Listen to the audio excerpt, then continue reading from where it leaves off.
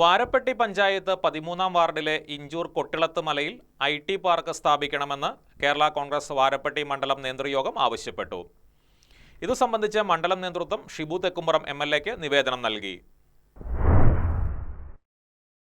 സർക്കാർ ഉടമസ്ഥതയിലുള്ള 7 ഏക്കർ സ്ഥലമാണ് കൊട്ടിളത്ത് മലയിലുള്ളത്. കോതമംഗലം ടൗണിൽ നിന്നും ഏകദേശം 4 കിലോമീറ്റർ മാത്രം അകലെയുള്ള ഇവിടെ പല്ലാരിമംഗലം, വാരപ്പെട്ടി പഞ്ചായത്തുകളിൽ നിന്ന് വിവിധ ദിശകളിലേക്ക് മികച്ച ഗതാഗത സൗകര്യമുണ്ട്. ജൂനിയർ ടെക്നിക്കൽ സ്കൂളിന് സമീപത്തുള്ള സ്ഥലമെന്ന പ്രത്യേകതയും ഇവിടെയുണ്ട്.